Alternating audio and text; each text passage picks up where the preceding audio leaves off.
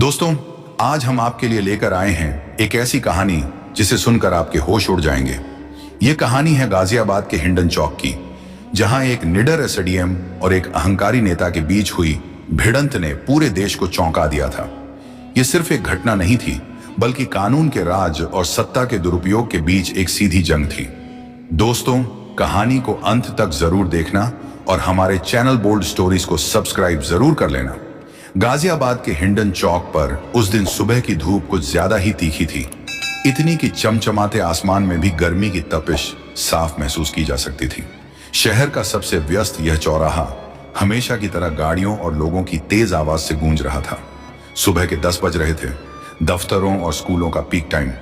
Traffic signal अपनी लाल बत्ती पर अड़ा था और विभिन्न दिशाओं से आ रहे वाहनों की एक अंतहीन कतार धैर्य से अपनी बारी का इंतजार कर रही थी।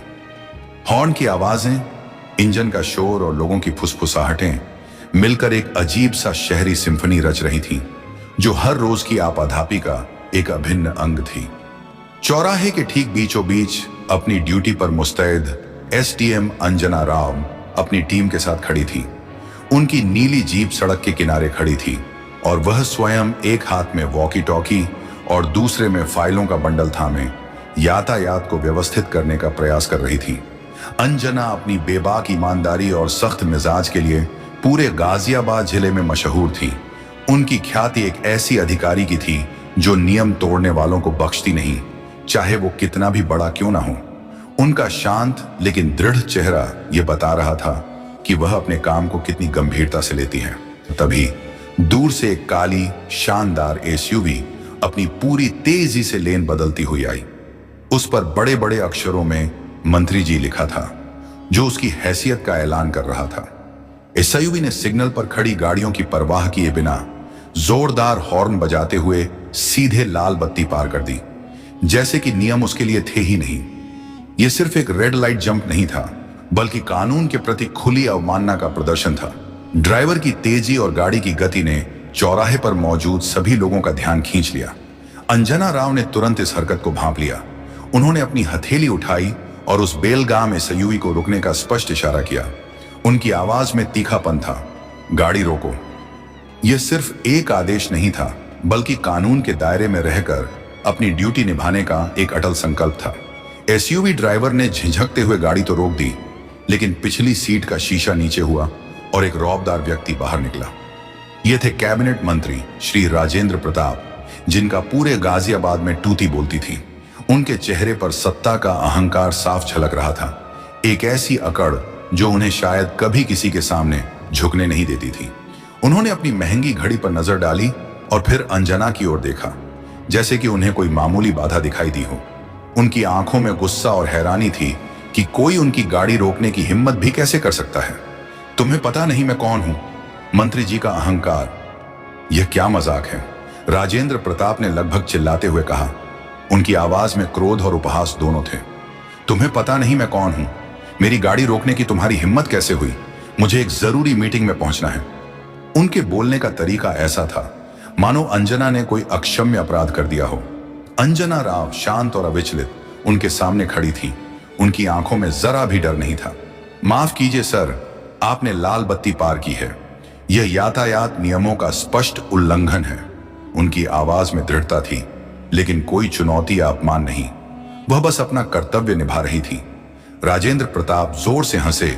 उनकी हंसी में कटुता थी। नियम? तुम मुझे नियम सिखाओगी? तुम्हें पता है मैं इस पूरे प्रदेश का मालिक हूं। ये सारे नियम मेरी जेब में रहते हैं। तुम मेरी कार का नंबर प्लेट देखो, मंत्री जी लिखा है। क्या तुम्हें यह भी नहीं पता कि मंत्रियों के लिए कोई नियम नहीं होते? उनके लहजे में घमंड साफ झलक रहा था, जैसे कानून उनके लिए नहीं बल्कि दूसरों के लिए बने हों। कानून सबके लिए बराबर है सर, अंजना ने अपनी आवाज में दृढ़ता भरते हुए कहा। उनके चेहरे पर कोई शिकन नहीं थी। और मैं अपनी ड्यूटी निभा रही हूं। मेरा काम यह सुनिश्चित करना है कि कानून का पालन हो, चाहे वह कोई भी हो। उनके शब्दों में कर्तव्य निष्ठा का स्पष्ट संदेश था। राजेंद्र प्रताप का चेहरा गुस्से से तमतमा उठा। उनकी नसें तन गई थी। ड्यूटी? तुम जैसी एक छोटी मोटी अधिकारी मुझे ड्यूटी समझाएगी? तुम्हें मेरी बात माननी चाहिए, सवाल नहीं उठाने चाहिए। ये सब करके तुम अपनी नौकरी खतरे में डाल रही हो। उन्होंने अंजना को डराने की कोशिश की, अपने पद और शक्ति का दुरुपयोग करते हुए। अंजना ने सीधे उनकी आंखों में देखा। उनकी नजरें मिली और अंजना की आंखों में जरा भी डर नहीं था, बल्कि एक फौलादी दृढ़ता थी जो किसी भी तूफान का सामना करने को तैयार थी। सर, मैं अपनी वर्दी की कसम खाकर कहती हूं कि मैं अपना काम पूरी निष्ठा से करूंगी। आपको जुर्माना भरना होगा। उन्होंने अपने जेब से चालान बुक निकाली। यह उनके अडिग संकल्प का प्रतीक था। अपमान का थप्पड़ और एक निडर अधिकारी का पलटवार। राजेंद्र प्रताप ने एक पल के लिए अंजना को घूरा, मानो उन्हें विश्वास ही न हो रहा हो कि कोई उन्हें चुनौती देने की हिम्मत भी कर सकता है। उनके दिमाग में शायद कभी किसी ने उन्हें इस तरह से रोका नहीं था। फिर उनके चेहरे पर एक घिनौनी मुस्कान उभरी, जिसमें तिरस्कार और क्रोध का मिश्रण था। तुम्हारा घमंड तोड़ना होगा, उन्होंने फुसफुसाया। उन्होंने अपना हाथ उठाया और अंजना के गाल पर एक जोरदार अपमानजनक थप्पड़ जड़ दिया।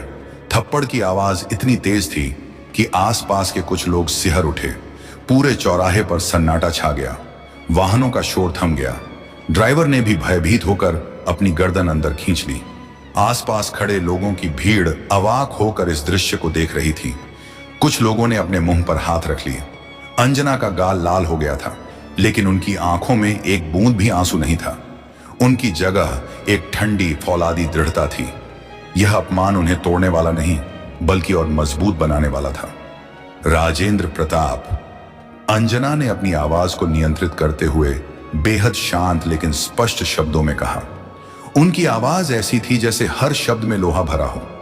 तुमने सिर्फ एक अधिकारी पर हाथ नहीं उठाया है, तुमने इस वर्दी पर, इस देश के कानून पर और हर उस नागरिक के विश्वास पर हाथ उठाया है जो इस पर भरोसा करता है। तुमने इस लोकतंत्र की नींव पर हमला किया है। उनके शब्दों में दर्द नहीं, बल्कि न्याय की पुकार थी। राजेंद्र प्रताप ने अपनी अकड़ दिखाते हुए कहा, तो क्या कर लेगी तू? मेरा कोई कुछ नहीं बिगाड़ सकता। मैं मंत्री हूं, अभी इसी वक्त तुम्हें नौकरी से निकलवा दूंगा। तुम जैसी 10 अधिकारी मेरी एक उंगली पर नाचती हैं। उनका अहंकार अभी भी चरम पर था। अंजना ने अपनी जेब से अपना सरकारी फोन निकाला। उनके हाथ जरा भी नहीं कांपे। देखते हैं सर, उन्होंने अपने वरिष्ठ अधिकारी कमिश्नर विवेक कुमार को कॉल लगाया। हेलो कमिश्नर सर, मैं एसडीएम अंजना राव बोल रही हूं। मैं हिंडन चौक पर हूं। यहां कैबिनेट मंत्री श्री राजेंद्र प्रताप ने लाल बत्ती तोड़ी और जब मैंने उन्हें रोकने की कोशिश की तो उन्होंने मुझे थप्पड़ मारा। उनकी आवाज में कोई घबराहट नहीं थी, सिर्फ तथ्यों का स्पष्ट बयान। दूसरी तरफ से कुछ देर बात हुई। राजेंद्र प्रताप के चेहरे पर अब थोड़ी चिंता झलकने लगी थी। उन्हें उम्मीद नहीं थी कि अंजना इतनी जल्दी और इतनी निडरता से प्रतिक्रिया देंगी, सीधे कमिश्नर को कॉल कर देंगी। उन्हें अपनी गलती का एहसास थोड़ा थोड़ा होने लगा था। सर, अंजना ने फोन पर कहा, मैं आपसे निवेदन करती हूं कि इस मामले में तत्काल और कठोर कार्रवाई की जाए।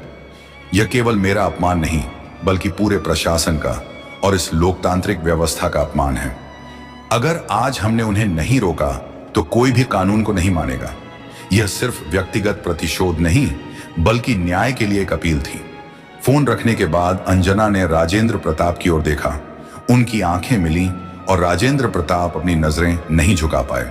सर, आपकी गाड़ी जब्त की जा रही है और आपके खिलाफ सरकारी काम में बाधा डालने, एक लोक सेवक पर हमला करने और यातायात नियमों का उल्लंघन करने के आरोप में तुरंत मामला दर्ज किया जाएगा। पुलिस आपको यहीं से हिरासत में लेगी।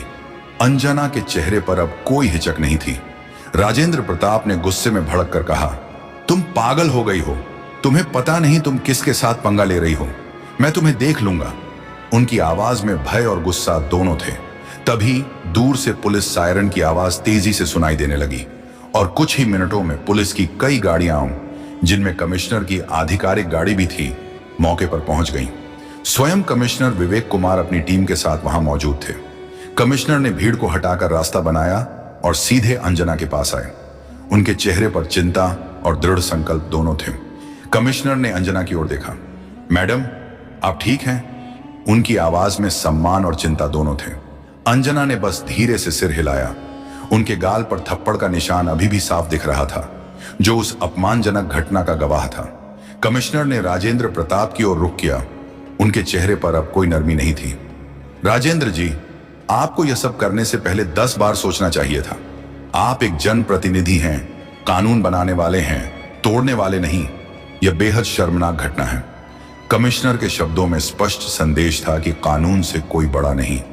राजेंद्र प्रताप अब बुरी तरह घबरा गए थे।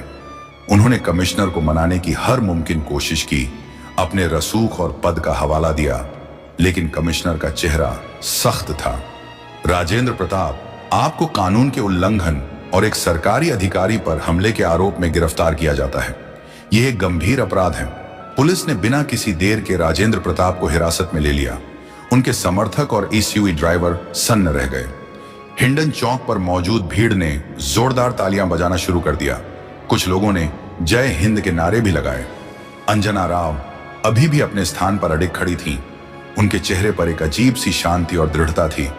उन्होंने दिखा दिया था कि सत्ता के अहंकार में चूर लोगों को एक ईमानदार और निडर अधिकारी कभी नहीं झुका सकती।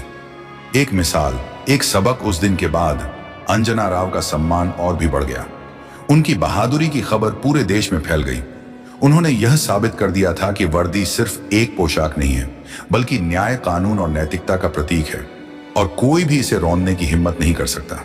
राजेंद्र प्रताप के लिए यह एक कड़वा और सार्वजनिक सबक था कि अहंकार और शक्ति का दुरुपयोग हमेशा भारी पड़ता है और कानून से ऊपर कोई नहीं होता। यह घटना एक मिसाल बन गई कि लोकतंत्र में कोई भी व्यक्ति कितना भी प्रभावशाली क्यों ना हो, कानून से बड़ा नहीं हो सकता। तो दोस्तों, आपको यह कहानी कैसी लगी? अगर अच्छी लगी हो तो प्लीज हमारे चैनल बोल्ड स्टोरीज को सब्सक्राइब और वीडियो को एक लाइक जरूर कर देना, जिससे हमारा हौसला और भी बढ़ता रहे। धन्यवाद।